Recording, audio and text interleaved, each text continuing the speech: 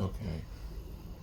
Have to say about that in this election? Was he in favor? I don't see him ever having spoken out against the Joe Biden policies that made oil prices unfortunately too high, and we ought to have drill baby drill and lower the cost of energy for every American. Looks like the president's about to get started. Mark and Carl, thank you for being with us this afternoon. Here's President Trump. And it's beautiful stuff. Made in America. It's great, great stuff. Please sit down.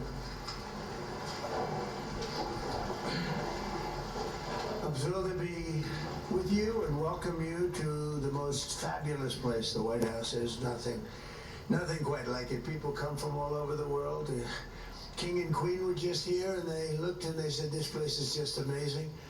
When they came into the Oval Office, they said, this is something. And they've seen some very nice places. They've seen some great rooms, but it is a very special place as we celebrate National Small Business Week. So let me begin by saying congratulations to the small business people of the year from all 50 states. It's a big deal. That's a big deal, and you can be proud of yourself. Our country's made up of a lot of small businesses, and that ends up being a really big business. As small business owners and operators, the people in this room represent the 36 million small businesses who create 40% of all economic activity in the United States. Think of that, a group of people added together. You're essentially the most important factor business-wise in the whole country. And this country is leading the whole world. We are now. That I can tell you by a lot. You're the lifeblood of the American economy, and with your help, we're truly making America great again. We're doing record business. We have a stock market that hit even with this military operation, call it whatever you want. We can't let Iran have a nuclear weapon. We hit all new highs, and I said we have to take care of business because we can't let that happen. So we did a little detour, and it's working out very nicely. They have no Navy, they have no Air Force, they have no anti-aircraft equipment, they have no radar, they have no nothing. They have no leaders, actually. The leaders happen to be gone also. But can't let them have a nuclear weapon. You'd have problems like nobody would believe. And it's going very well. We're also pleased to be joined this afternoon by Secretary of Energy Chris Wright, who's been amazing. Where's Chris? Except everybody was wrong. They thought that energy would be at $300, right? $300 a barrel, and it's like at 100. And I think going down, and I see it going down very substantially when this is over, Chris, and I think very rapidly too, at levels that you've never seen, because there's a lot of energy out there of ships all over the world that are loaded up with it. They can't do much with it because they got kidnapped by a pretty evil place, but we're taking care of it. We have Administrator Kelly Loeffler, who's incredible, and she's the head of the Small Business Administration. We're thinking about a name change, but I don't know.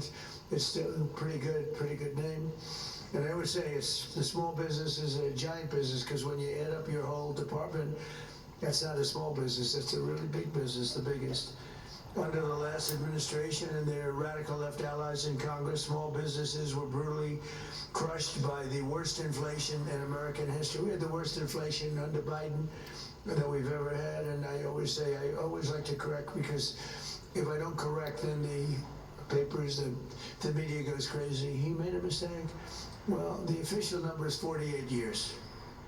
I say the worst in it because I don't believe the 48 years. I say it was worse than that, but in many ways, 48 years sounds worse than in history. I don't know why, but it was 48 years or worse. It was a Biden inflation. This is what I inherited. And now we had it down where just prior to the war, the inflation was 1.4%. And for 3 months, over a 4-month period, took me a little while to get it down from the levels it reached. Biden added $6 trillion worth of new regulations and created an estimated 356 hours of paperwork every year for small businesses. You know what that means better than anybody. It means no good. Their policies punish hardworking citizens, and our policies protect you and reward you. And also, we happen to have something else that I think is good for your businesses. We are respected all over the world now, again, as a country. We were left at, we were a joke. We were a total joke. Right, Rick? I see Rick, my television star over here. He's been with us from the beginning, haven't you? Like, maybe from the first speech. A long time, right? Thank you. Thank you very much. Well, I think we're doing good for you, Rick, right? And you're doing good when you shop? And I know you're doing good on the television camera, so that's maybe more. Ah, that's good. That's great. Thank you, Rick. Last summer, I proudly signed the great, big, beautiful bill, the largest tax cuts in the history of our country, and boosting millions of small businesses.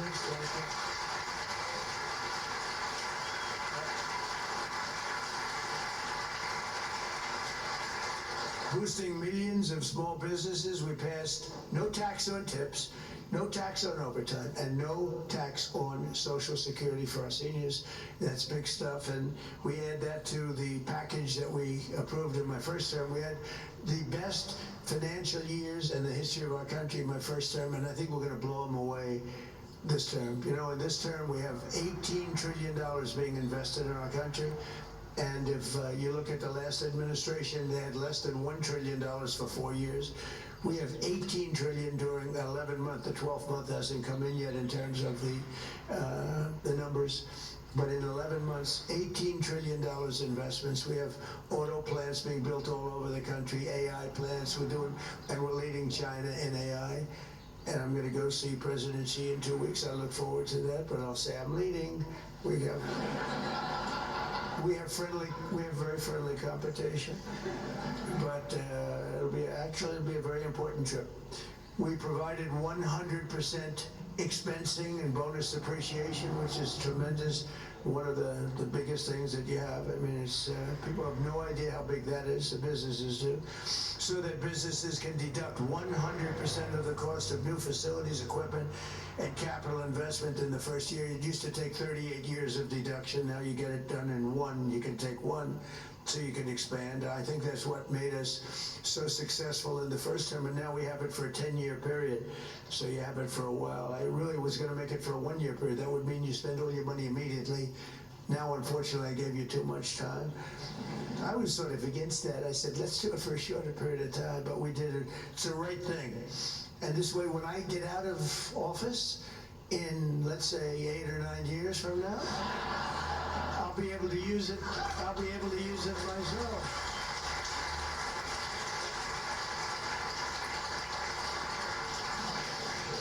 And to ensure that you and your family can keep your businesses in the family, we virtually eliminated the unfair estate tax or death tax for farmers and for small businesses. So, you know, oftentimes you build, I mean, I just met some incredible people that have beautiful businesses, small businesses. They want to have their children. Those businesses were all long-term. It was, the father was there, right? We're just talking about with the beautiful pretzels. I said, pretzels, oh, those look good. I wanted to take some right now, but I didn't want to be rude and rip your bag apart. But the businesses they've been in business for a long time, almost every one of them. And you pass away, you want to have your children take over your business, they work in your business, and they got hit with the state tax, or we call it the death tax, but we call it both. It does the same thing. And they couldn't afford it. They went out, they take the business, they mortgage it up to pay the tax, and they end up losing the business. They end up going bankrupt. They end up, in many cases, committing suicide. We have a lot of that. You have a lot, especially farms, you know. They want to be on that farm. They don't want to lose their farm. And it's land rich and cash poor. And they go out and they borrow and keep borrowing. We ended that. No more estate taxes on farms and small businesses. So I hope everyone's appreciative of it. Now, if you don't like your children, it doesn't mean anything. But if you do like to leave them to somebody that you love, then it's a big deal for them. You have other problems, but for them, it's a big deal.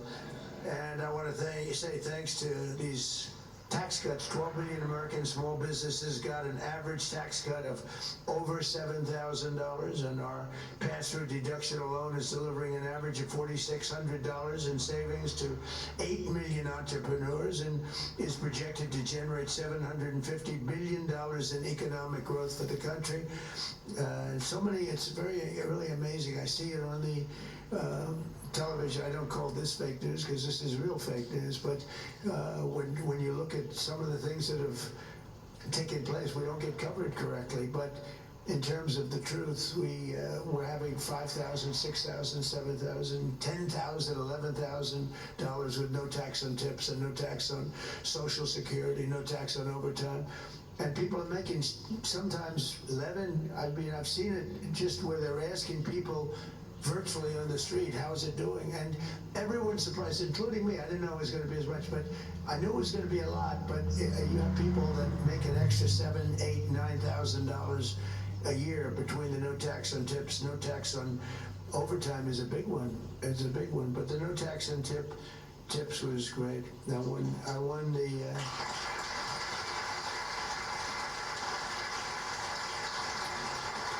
typically, I don't know why. I can't imagine people voting for the other side with their policies and everything beyond this, long beyond this. But we won Nevada by a lot, and typically Democrats win that state. And no tax on tips.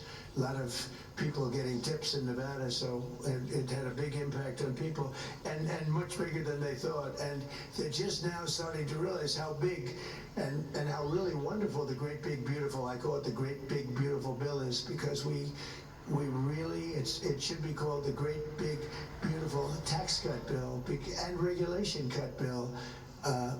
We put everything in 4 years. If we didn't pass another bill, which won't happen because you always want to keep going, but everything was put into this one bill. That's why it's called the great big beautiful bill. And one of the things that happened is we were going to do it over 17 different bills. And I said, let's give it a shot. Put everything in one bill, and thank goodness we did it, because the Democrats don't approve anything. They don't approve. You can have the best thing. It can be for security. Look at the security. They want to defund ICE. They want to defund our incredible Border Patrol. And they want to, essentially, they want to defund the police, but they don't want to say it. It's crazy what's going on. So we put it all at the beginning. We have a little honeymoon period, a tiny little honeymoon period in this case, and we got it all approved. Late at night it got approved, and this was really done as a 4-year bill, Kelly. You know that very well. You were a big part of it. And we got it done, and everybody was surprised. They thought we had to do it in little tranches. I don't know that we would have gotten the little tranches done. There was so much in here that people...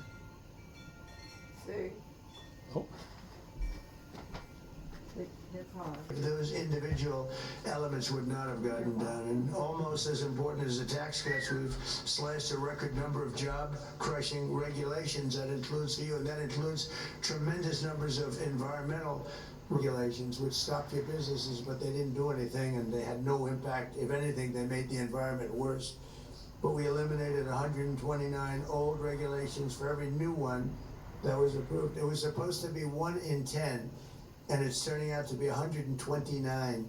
So for every regulation, think of that, 129, we lose them, we get rid of them. It was supposed to be 1 in 10. We would have been happy with, we did 1 in 12.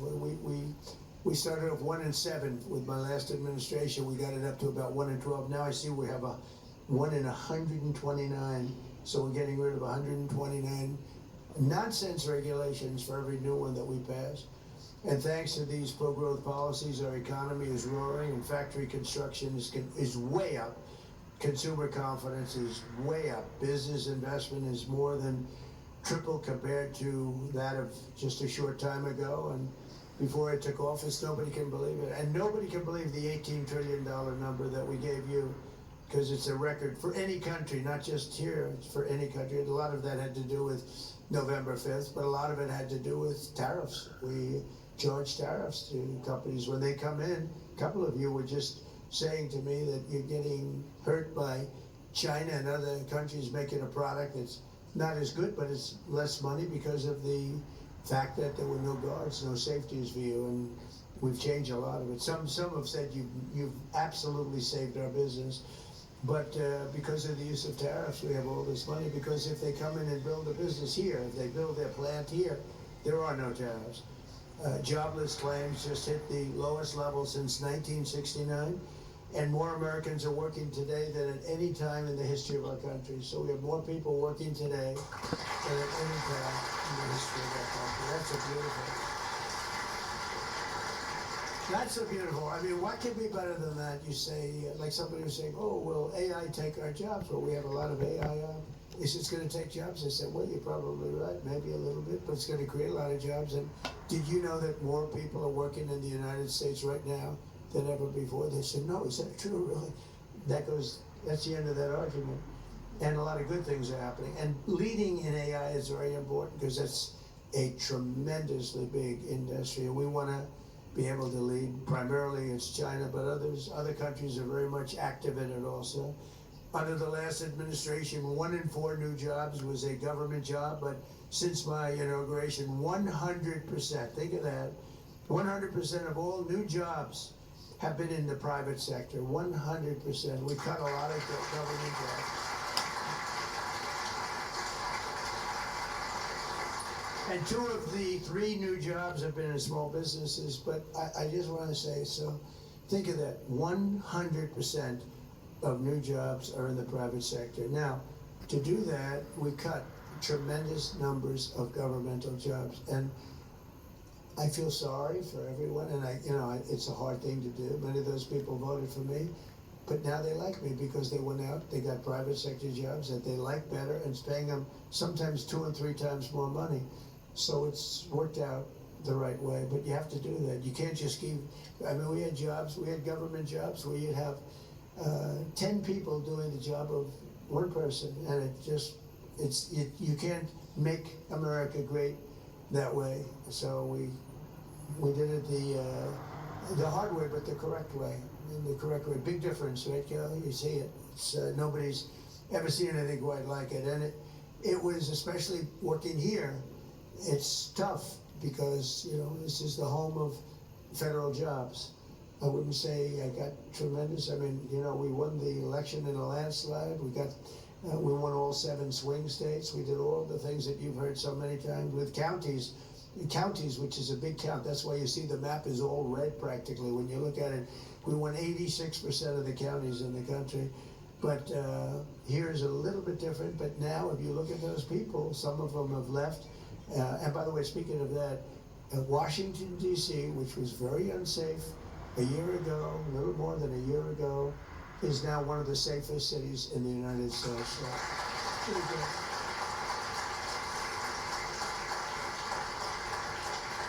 So we had to cut the jobs because we were way bloated with federal jobs. And, I could, with one swipe of the pen, I could say, let's have no employment, and I'll hire 1 million people or 2 million people. I'll say, we just hired 1 million people, and we have absolutely no employment. And that's what they would do. They'd have bad numbers coming up, so they'd hire a couple of 100,000 people, and the numbers would look okay. With me, it's the exact opposite. We terminate a lot of federal jobs that are unnecessary, and they don't like me for doing it, but a year later, they like me because they end up having a much better job, oftentimes in a place where they'd much rather live. They go to the place that they want to go. They're not stuck in Washington or someplace else. And they do much better. And in the end, I've had a lot of people come up, they say, I was so angry at you, but now I'm making sometimes 2 or 3 times the money in a job that I really like. So you got to do what you have to do. You have to, politically, I don't know, it's good, bad, or indifferent. I think it's probably bad, maybe politically, but in the meantime, I'm in the White House, so maybe it's good. A lot of times,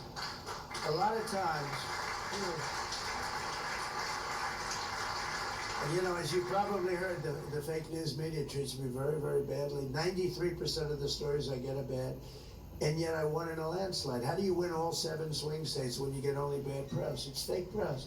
They give me fake polls. They tell me about polls and this. It's interesting. They did a poll on the war with Iran, and They said only 32% of the people like it. Well, I don't like it, and I don't like war at all, but we're equipped better than we have the greatest military in the world. You saw what happened with Venezuela, you see what happens with everything. But they said 32% of the people are against President Trump. Well, when you explain it, like, is it okay for Iran to have a nuclear weapon? It wouldn't be 32%. But even if you said that, there'd be a 32% because the polls are fake. I mean, they're totally fake. And when you take a look at what's really going on, the other day I made a speech in a great Florida senior citizens community, and I made another one at the Kravis Center, 2 in one day. It was wonderful. I go out and make a speech, then I say, all right, let's go home. Sir, you're making another speech, and this one's in front of the richest people in the world. I went from an unbelievable group of seniors. Now, of course, I'm not a senior. I'm far younger than a senior. It's true. I feel the same as I felt 50 years ago. I don't know. There'll be a period of time when I don't tell you that. There'll be some honest. I'll say, it's not looking good. I have to be careful. If I said, as an example, I'm not feeling well, they put over, Donald Trump is not feeling well, because they won't know that I'm using that as just a reference point, and they'll say, listen to this. I'll say, I'm not feeling well. Well, someday I might say that to you, and you'll be the first to know. Actually, I won't have to say it, because you'll be able to see it, just like you did in the last administration. You know, one of the things I said is that we should have, in my opinion, anybody running for president or vice president should take a cognitive test. And no president has ever taken one except me. I've taken 3 of them, and I've aced each one. 1 in the first administration, 2 over here. And whenever they get a little sassy, like, does he still have it? Does he still have what it takes? I say, all right, I'll take another one. And they are hard. There are many people in this room I know that are smart. They're not going to ace them. There are many people standing back there, the fake news media. I'd like to have them, you know, the first question is very easy, and they always show the first question is, you have a lion, a bear, an alligator, and what's another good, a squirrel, okay? Which is the squirrel? So they show that question, and then the first 4 or 5 questions they get a little more difficult. By the time you get to the middle, they're tough. By the time you get to the end, I don't want to be insulting, but there won't be, I'm not going to do what Gavin Newsom said. You saw him? He said, everybody in here is stupid, and he's stupid. I think it was the worst political interview I've ever seen. He said, he's stupid, he's dumb, he gets bad marks on everything, he can't read his speech, and nobody wants to report that. It was the worst, but I won't say that, because I think everyone in this room is brilliant, but nobody's going to get all 30 questions correct. Nobody. Because when you get to those last questions, they're pretty hard. You got to be pretty sharp. But every time, so I've taken 3. No president, think of this, has ever taken 1. How do you think Biden would have done? I don't think, he might not have gotten that first question right. Anyway, and Obama would have done poorly. I think they would have done very poorly, but I think you should have it. As soon as they said that, they say it's unconstitutional. And I said, why? They say it's unconstitutional to give a cognitive test like that. But Rick, I do it anytime they start getting a little sassy. And you know, it quiets them down for almost a year when they hear the result. One doctor said, it's the first time I've ever seen anyone get all questions right. That's a doctor who does this stuff for a living. And I did it 3 times. So, I don't know. I think I'm done with those days. I'm tired of taking that test. You know, you sit before a group of doctors and they ask you questions. I said to Ronnie Jackson, he was original, right? First time. I said, so what do you think, Ronnie? They call me a genius who's going to destroy the country. Then they said, he's a genius who's taken over the entire world.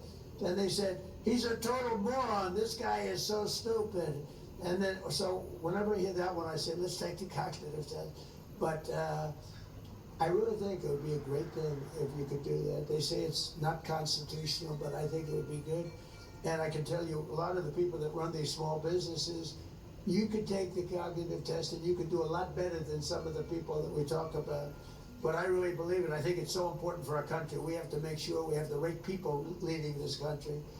Like, we have a war right now, and we're to, like, what, 6 weeks? They said, what's taking so long? We were in Vietnam 19 years. We were in Iraq for many years, 10 years, 12 years. We were in all these different wars. Korea, 7 years. I won't even mention World War II. That's a big baby. But you have the wrong person up here, you'll be in World War III. As sure as you're sitting there, you have the wrong person up there. It's nasty and tricky. It's tricky out there. We have to have the right people, and they have to be sharp and they have to be smart. Because one thing about your business is small businesses are great, but if you don't have the platform, meaning the country, meaning the right principles, the right everything, our country's booming now, despite the fact that we're in I call it a mini war, because that's all they are. They don't have a Navy anymore. Think of it, they had 159 ships. How many do they have left, Kelly? Out of 159, take a guess. She's very smart, 0. 159 ships. In the first 2 weeks, 159 ships. I actually got very upset. I said, how quality were the ships? They were very good. I said, why didn't you just take the ship? Why do you have to send it to the bottom of the sea? We could have had, and let's say out of the 159, we could have taken 59. We would have 59, but they'd rather blow them up than save them. I would have preferred saving them, but these are minor details. But one of the small business owners who can tell us firsthand how our tax cuts are boosting revenue is someone you may have heard, and I made mention of the fact he has been with me. I don't know, maybe he doesn't like me, or maybe he loves me.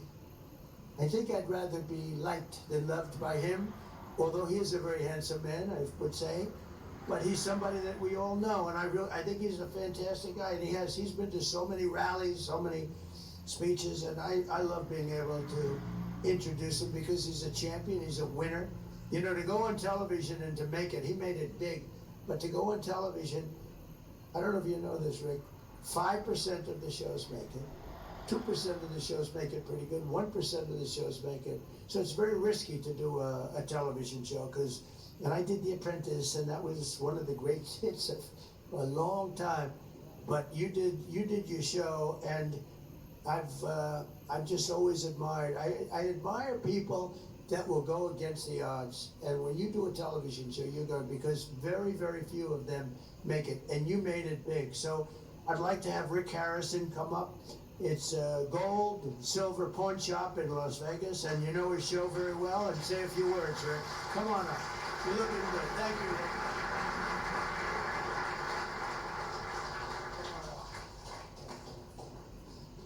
All right. You know, usually I have like announcement rallies, and they give you like 3 minutes notice, and I can't come up with a speech, and Mike like literally just told me a couple hours ago to take a little speaking. I just want to say he's amazing. He's done so much. I mean, so much for all of us. I mean, the backbone of this country is small business, plain and simple. And the last guy in office, all we heard was that we were the evil people, we were the bad people, everything else like that. We don't pay our fair share, whatever that's supposed to be. And he made it tough. And this guy, the big beautiful bill, absolutely amazing. You know what I mean? God bless you for letting me get 100% depreciation. It really helps out. All I can say is this is literally. I mean, I'm a history buff, and I know a lot about this White House thing and everything. Literally, he's going to go down as maybe the best president ever. I love this guy.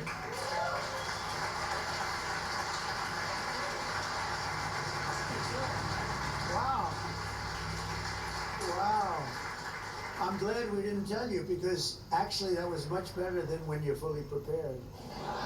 When he comes up fully prepared. No, that was great. Thank you very much. And very special guy. Thank you. Very nice. One of the strongest, and by the way, right behind me, see this? You call it a room. This is the biggest room in the White House. Not big enough to have anything. We had the king here. We had like 102 people, and we could have had 2,000 people, literally. But this is, I call it a knockout panel. See, some people would say, oh, that's a curtain. Underneath that curtain is a window. Outside of that window is the new ballroom. So I said, I'll get out of here, and I'll let you guys, if you want to see a beautiful structure going up, complex, safe, things that could never happen, like happened a week ago. That was a pretty bad situation. You can't have 1,000 units over the ballroom with an entrance right next to where you are for a lot of reasons. So if you want, we're going to open that up. I think later on you'll open it up, let the people take a look, and it would be pretty good. Not as exciting as looking at oil wells like Chris gets to do all day long, right? And speaking of that, we're doing well in Venezuela, right? It's working good? Yeah, that was good. That war took us approximately 48 minutes.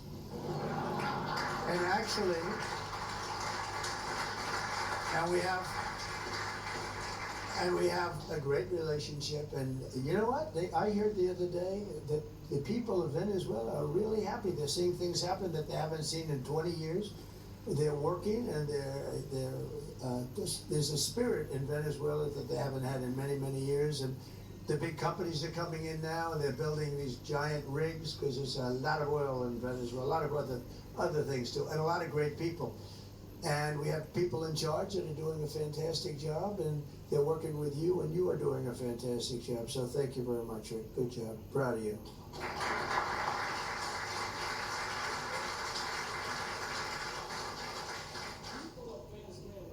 Very thankful for your proud and bold leadership to change the trajectory of their lives.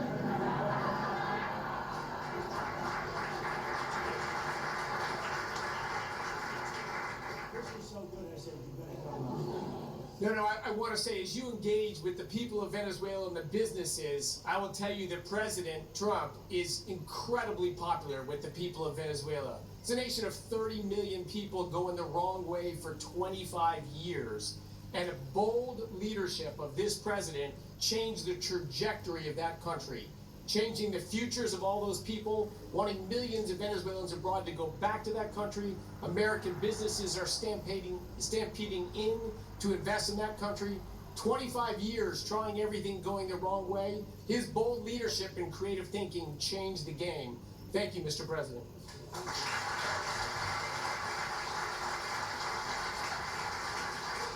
Wow, thank you. That's good. We have a great relationship. We have hundreds of millions of barrels of oil coming out of Venezuela, going to Houston and different places to have it refined, and we're sort of, it's almost really a partnership.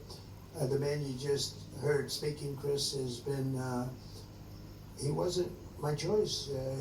I had somebody else for Department of Energy, a fantastic man, Doug Burgum.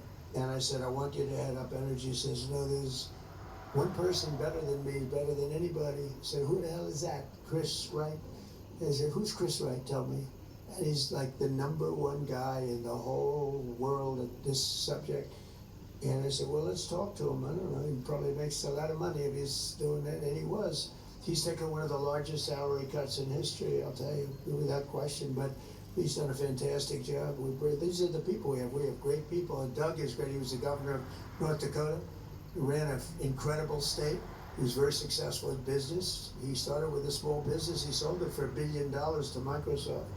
And he wanted to do what Trump did. He said, I want to be a business guy, and now I want to run. I made a lot of money. I want to run. So Doug Burgum ran, and he became a great governor for 8 years. He was term limited. And I saw him at a speaking session, and sort of a debating session. I thought he was great. And I said, if I win, I'm going to get that guy in. And he's now heading up, he's now the largest landlord in the world, I guess you could say, right? Department of Interior, and he's been fantastic. But he wanted Chris to be energy. So he's got all the power of the energy, but he doesn't have the land. Doug has none of the power of him, but he has the land. So I merged them. It's a friendly merger. We don't have any papers. They just get along together, right? And I think today we've announced we're drilling more oil by far than we ever have in the history of our country. More oil and gas by far. And this was just said, but this took place almost from the beginning. Right? We got it started very, very early. So you're doing a great job. Doug was right. And we're also very happy with Doug because he's doing a fantastic job. Thank you very much, Chris. Appreciate it. So one of the strongest effects of our tax cuts and tariffs is the Trump manufacturing boom, is what they're calling it, because that's what we have. We have never had anything like what's happening now. And when I talk about, again, the $18 trillion, that's coming in and building places. And as we speak, American companies are ordering core capital goods for factory construction and operation expansion. And you saw the construction numbers. Now, the plants will be opening over the next period of time, pretty soon. But, you know, we just got started. And these plants are going to be opening. Right now, the big numbers, the construction jobs in the country are going through the roof. And ultimately, when the plants open, then you're going to have manufacturing jobs, because right now, the plants, many of them haven't opened, but they're under construction. When you see the final numbers, you're not going to even believe what you are seeing, because there's never been any construction boom of factories like we have right now. Well, we lost our car industry. We lost 54% of our car industry to Canada, Mexico, Germany, Japan, South Korea, other countries. 54% over the years, over a period of probably 30, 35 years. And they're all coming back. They're all coming back. And they're coming back at levels that has never been seen before. It's pretty amazing. Wait till you see, you'll see it. It can't be disguised by our friends that would, I guess, I don't know. I see so many of them smiling, having a good time, that I actually think they probably like us. I think their bosses say, treat Trump as badly as you possibly can. But they had so many good faces, and so many, they are a lot of professionals there. But it's the highest rate in over 4 decades. And under 4 years of the Biden administration, real wages for manufacturing workers fell. It fell $840. Under 1 year of Trump, wages for factory workers, manufacturing factory workers, increased by $2,500. So think of that. Under Biden, it fell $840. And under Trump, it went up $2,500. That's quite a difference. And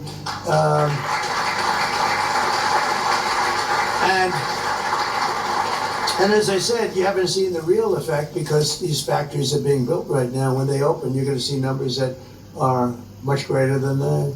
And a lot of these government workers, good people, and you know, I don't blame them for liking what they had, but they're going to all be in the system, and they're going to be making double and triple what they were making in government. We have a country again, because you can't have a country that works where you have literally 10 people to do one job. You can't have it. You can't have a great country. Earlier this year, I visited Costa Steel in Rome, Georgia, before I took office. China and other countries were taking more of our industry all the time, just more and more. And Costa was hit very hard. Their core business dropped from 2 shifts to 6 days a week. And the 2 shifts were during my administration, by the way. But now it's down to and then ultimately is down to 1 shift operating 3 days, and it was going down to 1 day, and they expected to go out of business. There was no stopping it. And now, thanks to the tax cuts and the steel tariffs that I put on, Costa is thriving like never before. I just heard from them, and they're at now full shifts, 2 full shifts, 6 days a week, and they may go to a 3rd shift round the clock. Think of that, round the clock. They've never had that before, and they have a backlog of 7 months long of things that they're building, steel products, great.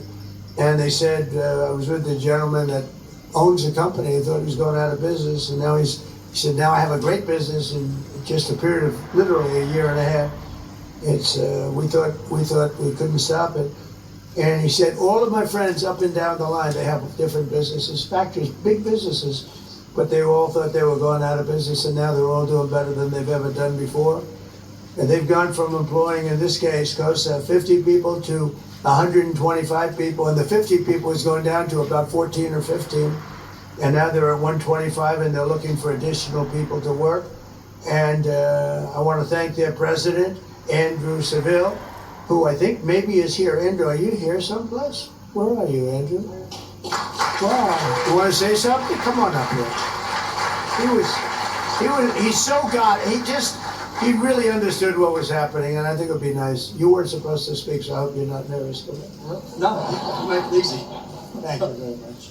The most thing that took us right to the top was your tariffs. Now, I think everybody in here that runs a small business, the tariffs had an effect on you one way or another, and that is just taking us, all the jobs that were going to China, you brought them back, and it really took us to the next level.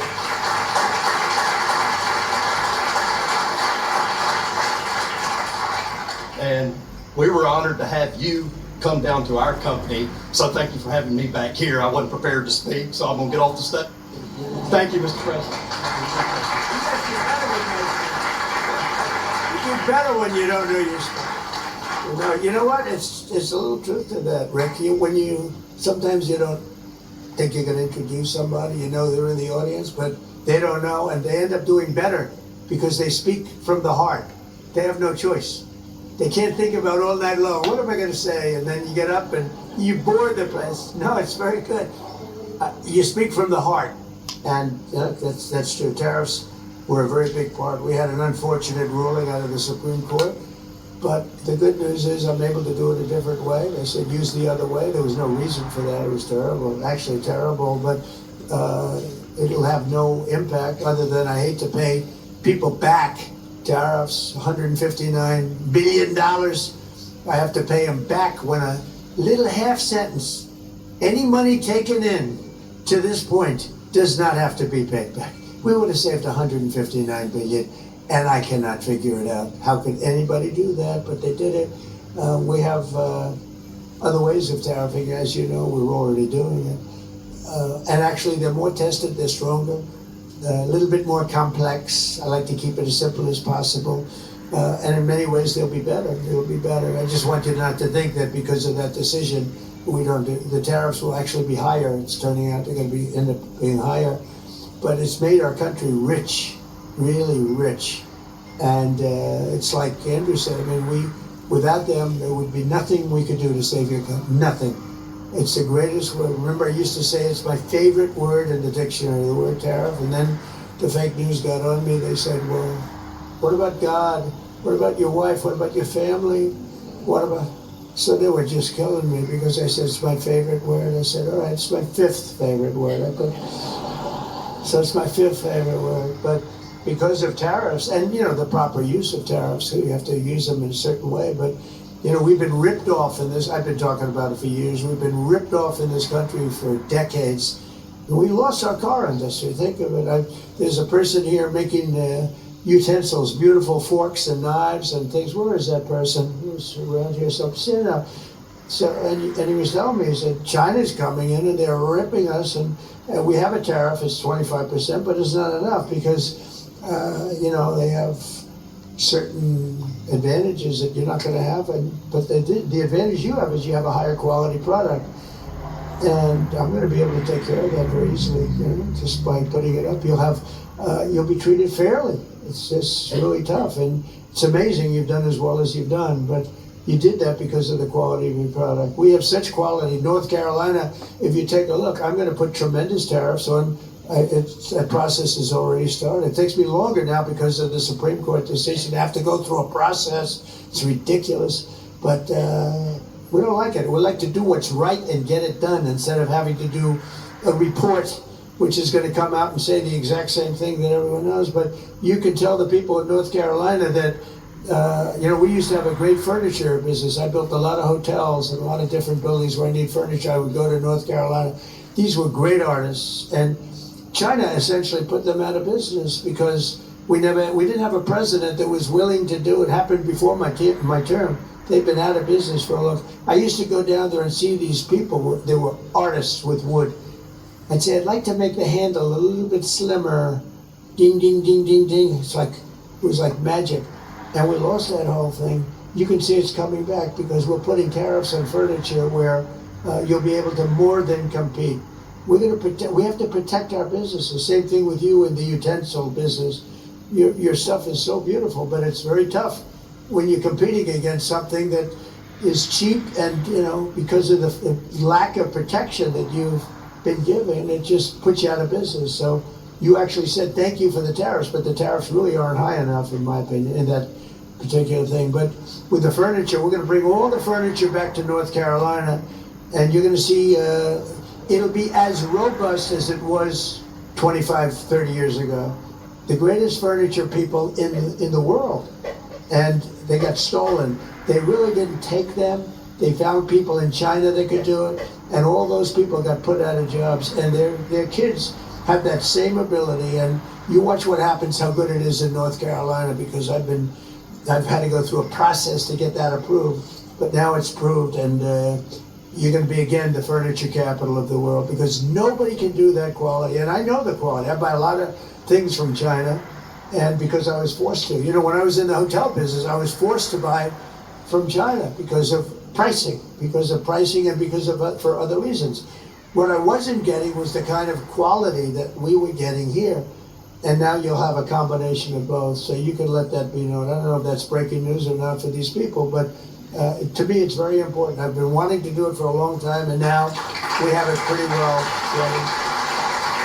So, and we love North Carolina. My administration is also committed to ensuring that American small businesses have access to the credit and capital that they need under Administrator Loeffler, who's phenomenal.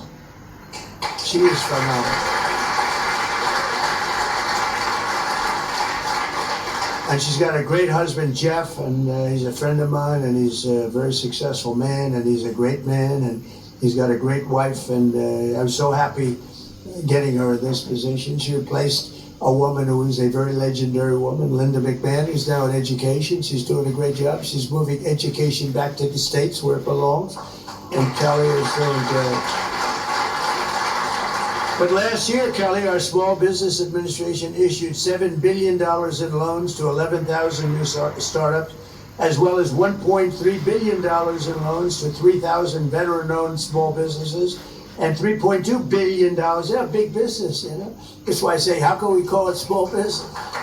$3.2 billion to American manufacturers, helping restore those beautiful words, made in the USA. Well, we're using them more and more. We have things being made here that nobody thought it was even possible for it to come back. Like you'll see in North Carolina with the furniture. It'll come back very, very rapidly. So, Kelly, I'd like to ask you to say a few words, please.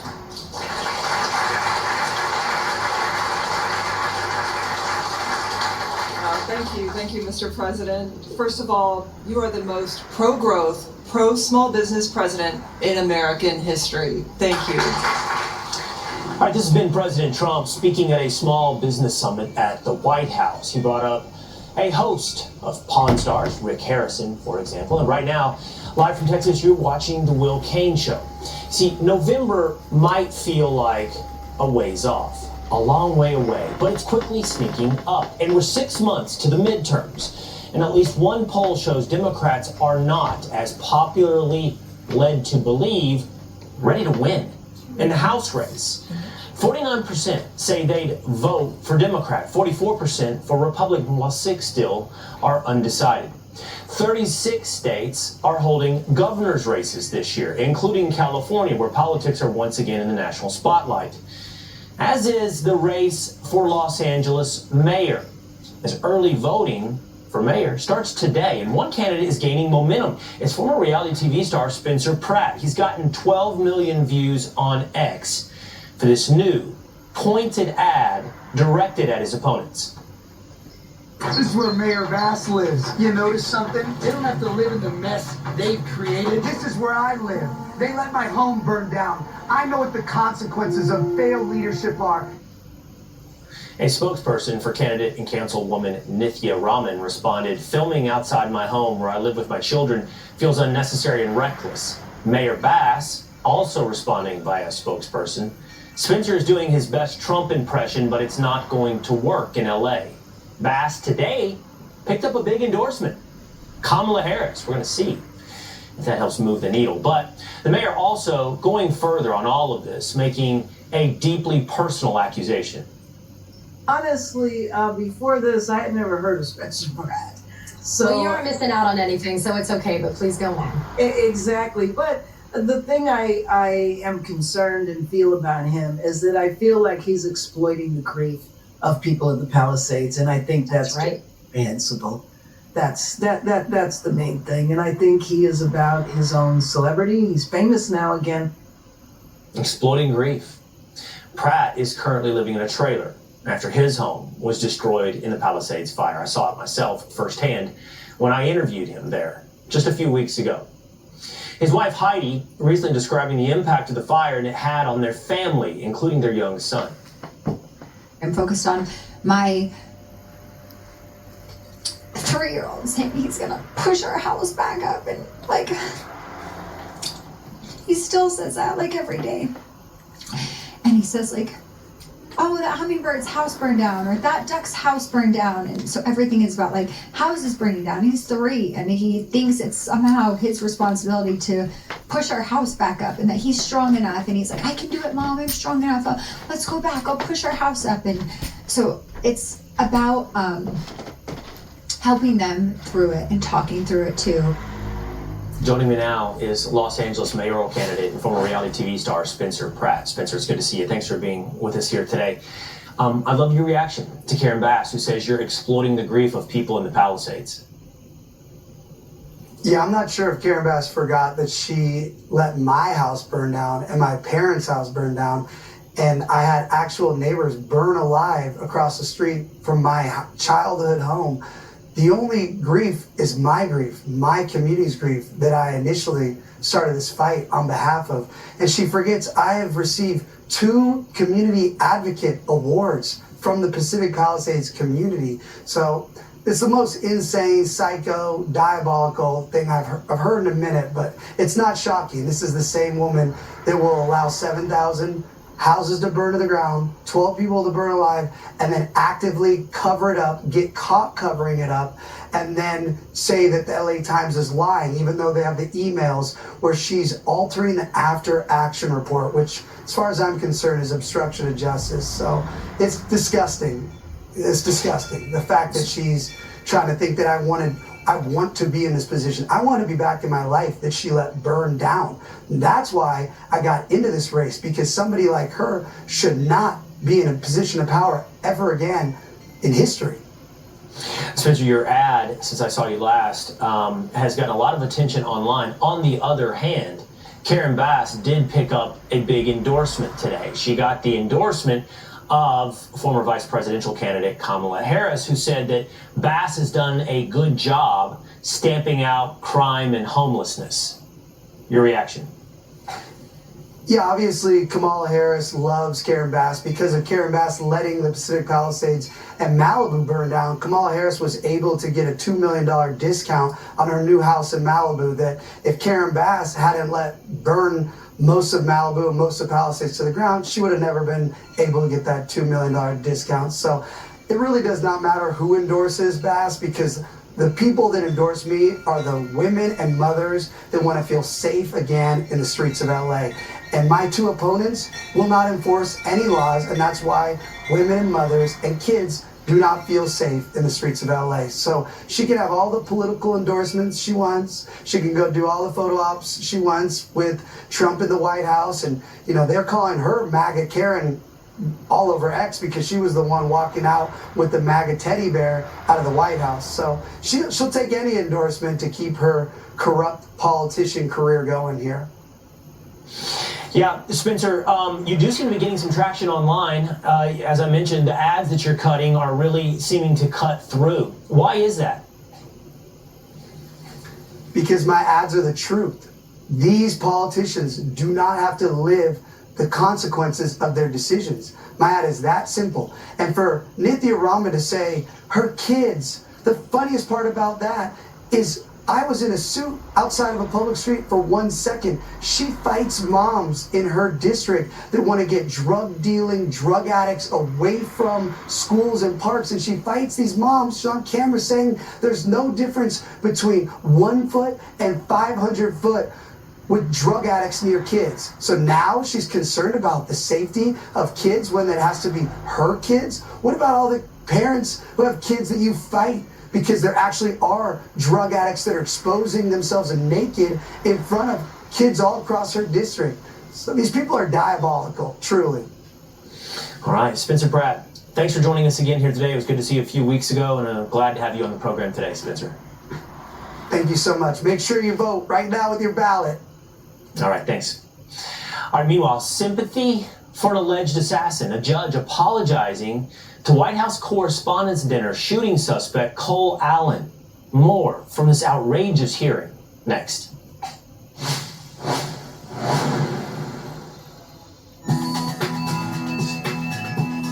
This program is brought to you by Freestyle Libre. Diabetes can be complicated, but it doesn't have to be. Easily track your glucose and lower your A1C with the Freestyle Libre 3 Plus sensor. This is progress. Try for free at freestylelibre.us. This little light of mine has been dark for quite some time. Then I let in the light to help see more of the light inside of me. I needed more from my antidepressant, so my doctor added Caplyta, proven to provide greater relief from depression symptoms than an antidepressant alone, building on my progress without starting over. Weight gain and reported sexual side effects were not common. Elderly dementia patients have increased risk of death or stroke. Caplyta is not approved for dementia-related psychosis. Call your doctor about new or sudden mood changes, behaviors, or suicidal thoughts right away. Antidepressants may increase these risks. Report fever, confusion, stiff muscles, which may be life-threatening, or uncontrolled muscle movements, which may be permanent. High cholesterol and weight gain may occur, as can high blood sugar, which may be fatal. Common side effects are sleepiness, dizziness, nausea, dry mouth, feeling tired, and diarrhea. These aren't all the side effects. Ask your doctor about Caplyta. Help see more of the light inside of me. What if you're sick at home or traveling and can't get medical help or prescriptions? Doctors say a medical emergency kit is the answer. Joining me is Dr. Drew. Thank you. And yes, these kits put you in charge of your health. They come with physician-prescribed medication to treat multiple common and some serious issues as well. What are some examples? Sure. Generic Z-Pak, amoxicillin, other essential antibiotics and antivirals that treat flu, pneumonia, strep, ear infections, sinus infections, urinary tract infections, and more. So it is like urgent care and a pharmacy at home? Exactly. No waiting, no pharmacy, no co-pays. You feel better faster and avoid serious complications. How do you know what medicines to take?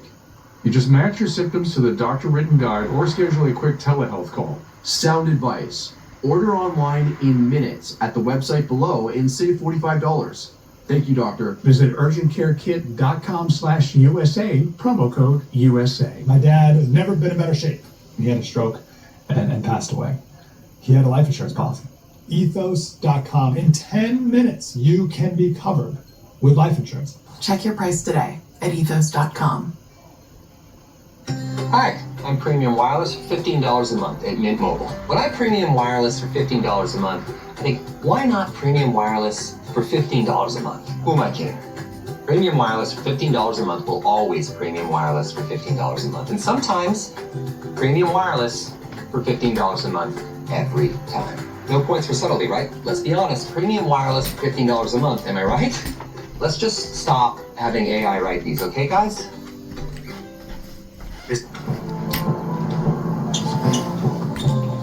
With Spectrum, I never miss.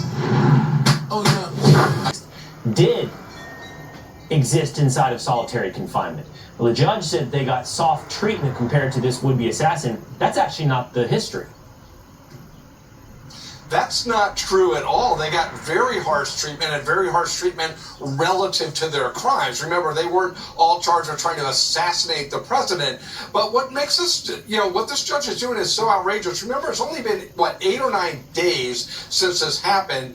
And this judge is really acting like he's the concierge rather than the judge in this case. He wants to get him a better cell and everything else. But these prison officials, the marshal's job is to keep him safe and to keep him safe from himself and other people. And we know he planned an attack, which he believed he would likely die. We know that by the nature of the attack, by his statements after the attack, and by his manifesto. So this is somebody that was planning on dying. They should take extra caution to keep him in a cell that is padded so he doesn't kill himself or hurt anyone else. And remember, we don't want him hurting anyone else either. So this is totally outrageous. Politics out of this judge. Where does January 6th even fit into this case? And the fact that he injected it just shows where he's coming from. And one more important, I think, piece of context on this. He did not defer to the Bureau of Prisons. He did not defer to the authorities on how to house this prisoner. He did not defer even to defense counsel, who I believe had withdrawn their motion and wasn't asking anything into the conditions of his treatment. So the judge just took this on himself. Yeah, that's so unusual. Like, I was a federal prosecutor for 17 years, and anytime one of these types of things got in front of the judge, they were almost always deferential to the marshals, to the people in the Bureau of Prisons, because they know they have the expertise in protecting people. So this judge just went way over his skis to make a political statement, seemingly. Incredible. Incredible. For I think the third time, at least during this segment, but important to remind, an attempted would-be assassin of the president. Jonathan Fahey, thanks for being with us here today. You bet. All right, coming up, Democrats have made a career out of calling President Trump and Republicans at large Nazis. So why then are they backing the guy who had a literal Nazi tattoo? That's next. Silent whether President Trump can restrict birthright citizenship, but my next guest isn't taking any chances. He's ready with a plan to end birthright citizenship through a constitutional amendment. He is Kentucky Senator Rand Paul, and he joins me now. Senator, thanks for being with us here today. 2/3 of the House, 2/3 of the Senate, 3/4 of the states is another path to ratify an amendment. And we barely get bills passed, Senator. Yeah, I think going through the states is our best chance. You know, there's about 35 Republican states where this is pretty popular. And I do think as it's explained to people and people understand that people are breaking the law and their kids get to vote, I think most people, if they hear that, are like surprised, but also upset that this is happening. We also have so many people abusing our system. I mean, look at the entire Somali population of Minnesota stealing $9 billion. So I think people are upset about this more than they have been in a long time. And I think the 14th Amendment was intended really to make sure slaves, newly freed slaves were voting, all for that, all for legal immigrants who come here and U.S. citizens to vote. But if you break the law, I don't think you should be rewarded with voting. But does that mean, even though that's your interpretation, mine as well, that the 14th Amendment had its original intentions, you don't expect the Supreme Court to actually see it the same way? Most people who watch the oral arguments are saying the court's probably going to rule the other way. That's been the opinion of most legal scholars over time, but we've never had a definitive ruling. I think we probably will get a definitive ruling, and I don't think it's going our way. But either way, for my period in the Senate, I've been for statutory change the law, but I've also been for constitutional change. And I think we're leaning towards the best answer, or maybe the only possible answer after the Supreme Court rules, is we're going to have to amend the Constitution. All right, 35 states. You need 38 ultimately to ratify it. That's a big lift, but this is the beginning of the process. Senator Rand Paul, thanks so much for being with us. Thank you. All right, I'm going to leave you here with this today. Democrats are standing by a Maine Senate candidate, Graham Plattner. You, of course, probably at this point know that Graham Plattner is the man who had to get a secondary tattoo to cover up his original tattoo, which was a Nazi emblem. Now this, of course, is from the same party who has spent years comparing President Trump and all Republicans to Nazi Germany. Comparing the tactics of Donald Trump to Mussolini and Hitler is a very legitimate thing. Donald Trump's got this big rally going at Madison Square Garden. There's a direct This guy is a total crook. I'm dead set against him. He lies about everything. Hitler in the White House And so does she. that thinks that he is going to become the dictator of the United States. So for years they've asked you to squint, to peer hard, and conjure up images of Nazism, while asking you now to completely ignore the obvious form of Nazism that was tattooed on someone's chest. Back in 2022, former Obama bro John Favreau said, "Let me know when a far lefty candidate appears with a Nazi sympathizer, and we can then chat." Well, here we are. But Favreau and others are asking voters to look past Plattner's history. They're calling him a good, decent man who struggled and grown. And some Democrats are standing by their man. He's been very clear that he went into combat on behalf of the United States. He went through a really rough period, PTSD type period. And he has himself said there are lots of things he's done and said that he completely regrets. And I do believe people should have second chances. Do I think today that Democrats are all of a sudden on the side of Nazis? No. But I think also that what has been exposed is for all of their hyperventilating for almost a decade about Nazism. What happened? over.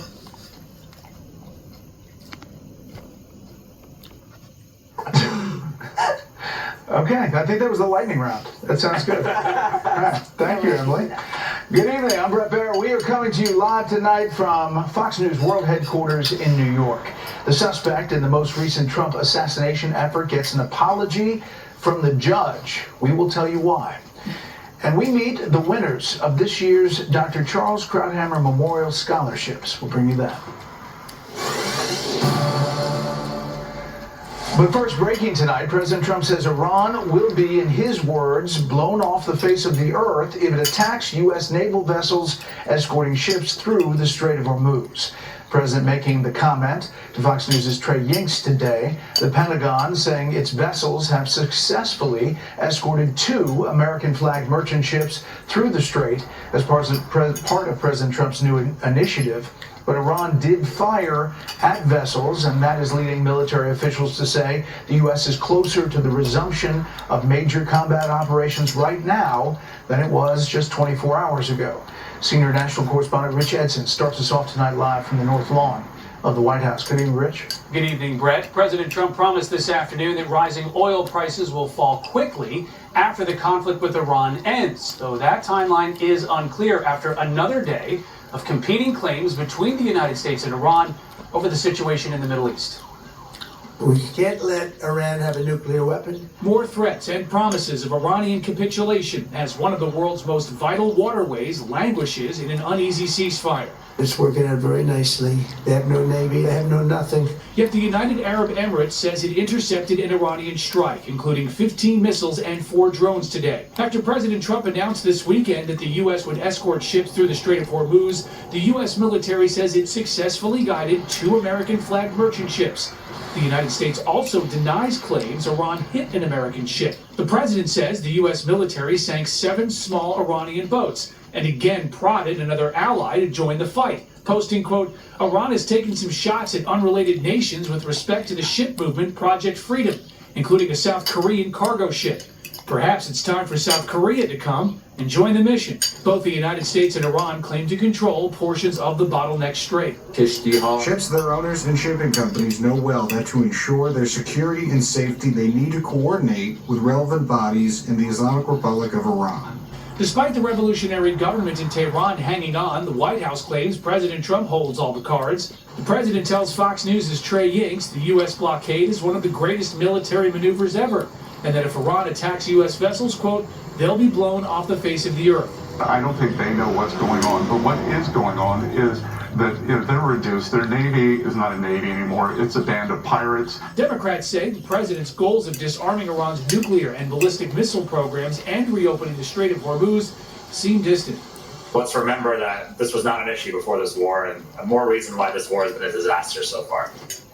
Just ahead of President Trump's visit to Beijing, Secretary Bessent says that China should step up and press Iran to reopen the Strait of Hormuz, saying that Iran is selling 90% of its energy to Beijing, and that therefore China is funding the largest state sponsor of terrorism. Brett? Rich Edson, live in the North Lawn. Rich, thanks. The head of U.S. Central Command calls the U.S. effort to escort ships through the Strait of Hormuz essential to regional security and the global economy. Chief National Security Correspondent Jennifer Griffin has details tonight. The small boats were all going against commercial ships, and all were sunk by Apaches and Seahawk helicopters. CENTCOM Commander Admiral Brad Cooper said the U.S. military defended 2 U.S. commercial vessels as they crossed through the Strait of Hormuz from incoming Iranian cruise missiles and drones. Apache gunship helicopters blew up 6 Iranian fast boats, threatening those ships. I've transited through the Strait of Hormuz probably 100 times in my career. You typically see between 20 and 40 small boats in a pack coming out. Today we saw 6 and eliminated them quickly. I think this is an example of the degradation of their capability. That doesn't mean it's all gone, but it's highly degraded. The conflict entered a new phase today with the U.S. military beginning a new operation to break Iran's attempted blockade of the strait, opening a safe passage lane near Oman, while still enforcing a blockade of any tankers and ships leaving Iran's ports. The clock is ticking on Iranian oil storage as crude piles up on tankers and at export hubs like Iran's Karg Island. Analysts estimate Iran could hit capacity in about a month. So Iran has about 13 days worth of storage. They have around somewhere between 15 to 18 tankers available in the Persian Gulf. You do the math, they have a few days on an onshore storage capacity left, and then another 30 to 45 days of tankers to fill up. They have already started dropping the oil extraction significantly. U.S. officials tell me we are closer to the resumption of major combat operations than we were 24 hours ago after Iran fired at U.S. vessels today.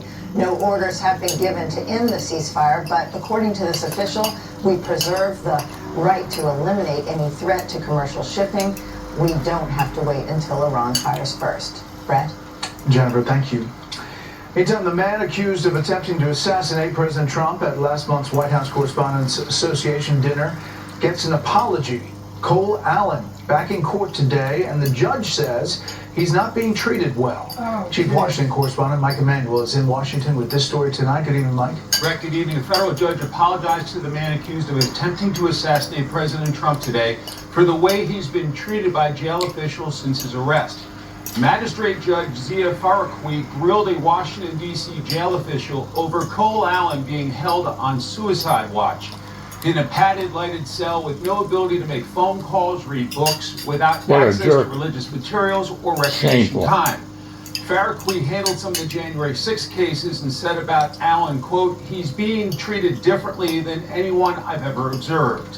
In addition to attempted assassination, Allen also faces 2 firearms-related charges. He faces up to life in prison if convicted.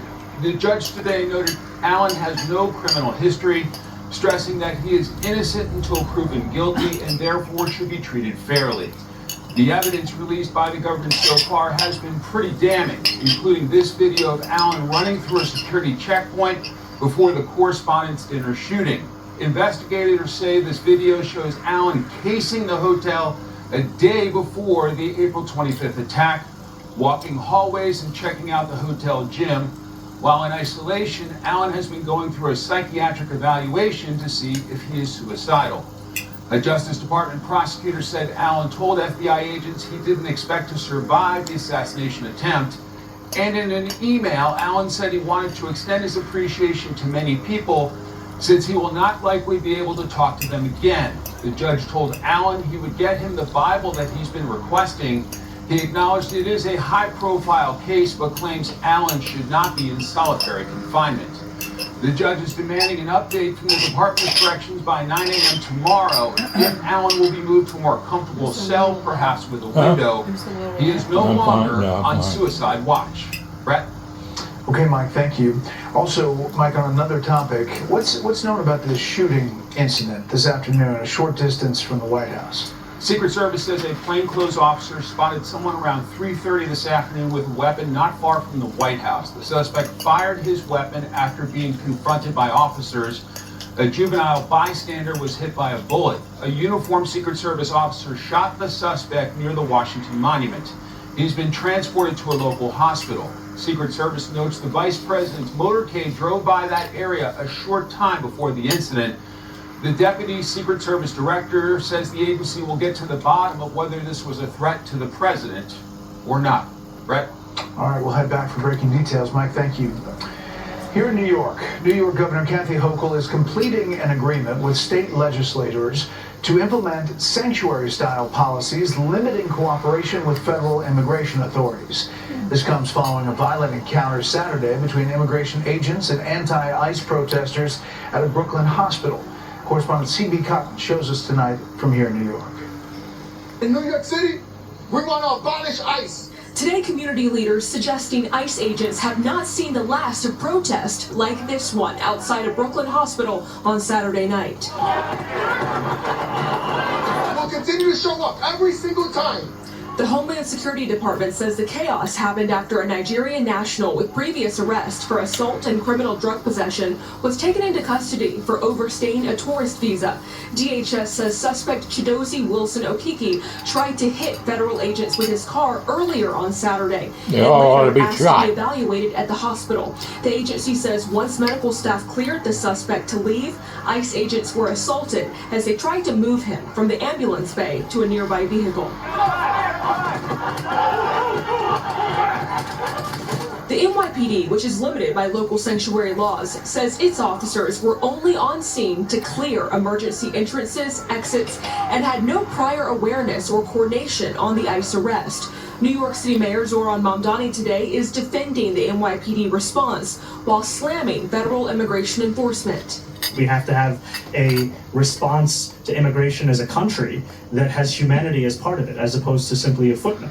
And New York Governor Kathy Hochul, up for re-election this fall, is now finalizing a deal with state lawmakers to implement sweeping statewide sanctuary-style policies that would significantly limit local and state law enforcement to working with the feds only on criminal matters. DHS says the man whose arrest sparked Saturday's melee was supposed to leave the country in early 2024. At least 8 people are now facing obstruction charges for the routing protests that lasted for hours. Brett. CB, thank you. The stocks were down today as oil prices jumped following the latest developments in the Middle East. The Dow lost 557, the S&P 500 fell 29, the Nasdaq was off 47 today. Up next, the run-up to the midterms. Several key primaries are being held this month. First, beyond our borders tonight, Russian President Vladimir Putin declares a ceasefire with Ukraine. The May 8th and 9th truce will mark Russia's World War II victory anniversary. Ukrainian President Volodymyr Zelensky countered with a proposal that fighting stop tomorrow night.